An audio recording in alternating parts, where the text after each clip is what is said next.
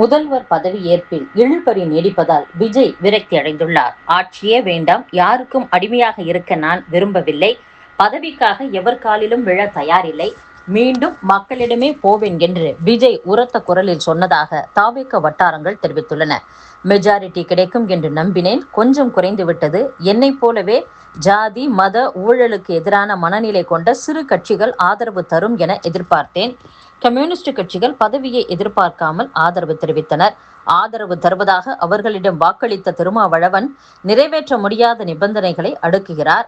ஸ்டாலினின் ஆலோசனை கேட்டு செயல்படுகிறார் என்று விஜய் விரக்தியில் பேசியதாக அந்த வட்டாரங்கள் தெரிவித்தன. அரசியல் பற்றி எனக்கும் தெரியும், ஆனால் மக்களின் தீர்ப்புக்கு எதிராக இப்படி எல்லோரும் எனக்கு எதிராக அணி திரள்வார்கள் என்பதை எதிர்பார்க்கவில்லை என விஜய் தன் ஆதங்கத்தை வெளியிட்டுள்ளதாக கூறப்படுகிறது. ஆட்சி அமைப்பதற்கு முன்பே 1000 நிபந்தனை விதிப்பவர்கள் பதவி பிரமாணம் எடுத்த பிறகு என்னவெல்லாம் செய்வார்கள் என்பதை நினைத்தால் பயமாக இருக்கிறது. அப்படி ஒரு ஆட்சி அமைக்கத்தான் வேண்டுமா? பேசாமல் ராஜினாமா செய்துவிட்டு தமிழக மக்களிடமே திரும்ப போய் முழுதாக ஆதரவு தாருங்கள் என்று கேட்டால் மறுக்கவா போகிறார்கள் என்று விஜய் கேட்டுள்ளதாகவும், பதறிப்போன அவரது ஆலோசகர்கள் அப்படி அவசரமாக எந்த முடிவும் எடுக்க வேண்டாம் என்று கேட்டுக்கொண்டதாகவும், நமக்கு நிறைய ஆப்ஷன்கள் இருக்கின்றன, உச்சநீதிமன்றம் நம்மை கைவிடாது, மற்ற கட்சிகளிலும் மனசாட்சி உள்ளவர்கள் இருக்கிறார்கள், அவர்கள் வெளியில் இருந்து ஆதரவு தருவார்கள் என்று ஒரு ஆலோசகர் கூறியுள்ளார். சொந்த அண்ணனும் அண்ணனின் மகனும் சேர்ந்து மக்களின் தீர்ப்பை மாற்ற சதி செய்வதற்கு எதிராக தலைவரின் தங்கையே பொங்கி எழுந்த தகவலை இன்னொரு ஆலோசகர் சுட்டிக்காட்டியுள்ளார். 1.25 கோடி மக்களின் ஓட்டுக்களை வீணாக்கிவிடக் கூடாது, நீங்கள் ஒதுங்கினால் ஏற்படும் வெற்றிடத்தை நிரப்பவே நீங்கள் எதிர்க்கும் சக்திகள் காத்திருக்கின்றன, அந்த வலையில் விழ வேண்டாம் என ஒருவர் சொல்லியிருப்பதாகவும், எந்த வழியும் பிடிக்கவில்லை என்றால் எதிரிகளே ஆட்சி அமைக்கட்டும் என விட்டுவிட்டு நீங்கள் எதிர்க்கட்சி தலைவராக அமரலாம், உங்களை மீறி அந்த அரசால் எதுவும் செய்ய முடியாது, அதிலேயே மக்களின் விருப்பத்தை பெருமளவு பூர்த்தி செய்ய முடியும் என்று இன்னொருவரும் கூறியுள்ளதாகவும், யாருக்கும் பதில் சொல்லாமல் விஜய் மௌனம் சாதிப்பதால் உடன் இருப்பவர்கள் டென்ஷனில் உள்ளனர் என்று தாவேக வட்டாரங்கள் தெரிவித்துள்ளன. புதுச்சேரி முதலமைச்சராக ரங்கசாமி மே மாதம் 13ஆம் தேதி பதவியேற்க உள்ளார். புதுச்சேரியில் என்ஆர் காங்கிரஸ் தலைவரும் முதலமைச்சருமான ரங்கசாமி தலைமையில் தேசிய ஜனநாயக கூட்டணி ஆட்சி நடக்கிறது.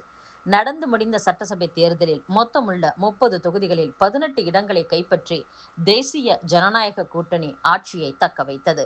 நேற்று நடந்த தேசிய ஜனநாயக கூட்டணி எம்எல்ஏக்கள் கூட்டத்தில் கூட்டணியின் சட்டசபை தலைவராக ரங்கசாமி ஒருமனதாக தேர்வு செய்யப்பட்டார். பின்னர் ஆளுநர் கைலாஷ்நாதனை ரங்கசாமி சந்தித்தார். அப்போது மீண்டும் முதல்வராக பதவியேற்க உரிமை கோரினார். பின் ரங்கசாமி கூறுகையில், புதுச்சேரியில் மீண்டும் தேசிய ஜனநாயக கூட்டணி ஆட்சி அமைகிறது, வரும் 13ஆம் தேதி முதல்வராக நான் பதவியேற்கிறேன் என்று கூறியுள்ளார். கோவை மாவட்டம் கோவை புதூர் பகுதியில் புதிதாக திருப்பதி கோவில் கட்ட G2 நிறுவனத்திற்கு திருமலை திருப்பதி தேவஸ்தானம் ஒப்புதல் அளித்துள்ளது. தமிழகம் உட்பட பல்வேறு மாநிலங்களில் பெரிய அளவிலான மனைப்பிரிவு திட்டங்களை G2 நிறுவனம் செயல்படுத்தி வருகிறது. அந்த வகையில் கோவையில் பிரம்மாண்டமான மனைப்பிரிவு திட்டங்களை இந்த நிறுவனம் உருவாக்கியுள்ளது. இந்நிலையில் திருப்பதியில் உள்ளது போல் கோவை புதூரில் கோவில் கட்ட G2 நிறுவனம் முடிவு செய்தது. இதற்காக திருமலை திருப்பதி தேவஸ்தானத்திடம் ஒப்புதல் கோரி விண்ணப்பித்தது. திருமலையில் உள்ள அன்னமையா பவனில் கடந்த செவ்வாய்க்கிழமை திருமலை திருப்பதி தேவஸ்தானத்தின் அறங்காவலர் குழு கூட்டம் நடந்தது. அதில் கோவை புதூரில் திருப்பதி கோவில் கட்ட G2 நிறுவனம் வழங்கிய 388 கோடி ரூபாய் மதிப்பிலான 19.43 ஏக்கர் நிலத்தை ஏற்றுக்கொள்ள ஒப்புதல் அளிக்கப்பட்டது. இந்த ஒப்புதல் அடிப்படையில் G2 நிறுவனம் திருப்பதி கோவில் கட்டுவதுடன் ஆன்மீக செயல்பாடுகளை விரிவுபடுத்த நடவடிக்கை எடுக்கப்படும். கோவை புதூரில் G2 7 ஹில்ஸ் சிட்டி திட்டத்தின் ஒரு பகுதியாக திருப்பதி கோவில் அமையும் என்று அறிவிக்கப்பட்டுள்ளது. தாவேகவுக்கு ஆதரவு அளிப்பது குறித்து விவாதிக்க விசிக உயர்நிலை கூட்டம் அக்கட்சியின் தலைவர் திருமாவளவன் தலைமையில் இணைய வழியில் நடைபெற்றது. தாவேக ஆட்சி அமைக்க ஆதரவு தர வேண்டுமெனில் ஆட்சி அதிகாரத்தில் பங்கு அளிக்க வேண்டும், திருமாவளவனுக்கு துணை முதல்வர் பதவி வழங்க வேண்டும், திருச்சி கிழக்கு தொகுதியில் திருமாவளவன் போட்டியிட அனுமதிக்க வேண்டும் என அந்த கூட்டத்தில் வலியுறுத்தப்பட்டதாக கூறப்படுகிறது. இந்த சூழலில் விசிக பொதுச் செயலாளர் சிந்தனை செல்வன் வெளியிட்ட அறிக்கையில், தமிழகம் குழம்பி போயிருக்கலாம், திருமாவளவன் தெளிந்த நீரோடை, புலிகளை கொண்டு செதுக்க அவர் வெறும் கல் அல்ல, எழுந்து நிற்கும் இமயமலை, நாளைய பொழுது நமக்காய் விடியும் என்று தெரிவித்துள்ளார். அதேபோல் துணை பொதுச் செயலர் வன்னியரசு அறிக்கையில், ஆட்சியிலும் பங்கு, அதிகாரத்திலும் பங்கு, இது திருமா காலம், இனி உயர்வோம் மேலும் மேலும் என்று தெரிவித்துள்ளார். இந்திய கடற்படையின் புதிய தளபதியாக கிருஷ்ணா சுவாமிநாதன் நியமிக்கப்பட்டுள்ளார். தற்போது இவர் மும்பையில் மேற்கு கடற்படை தளபதியாக பணியில் இருக்கிறார். அதேபோல் இந்தியாவின் முப்படை தளபதியாக லெப்டினன்ட் ஜெனரல் ராஜா சுப்பிரமணி நியமனம் செய்யப்பட்டுள்ளார்.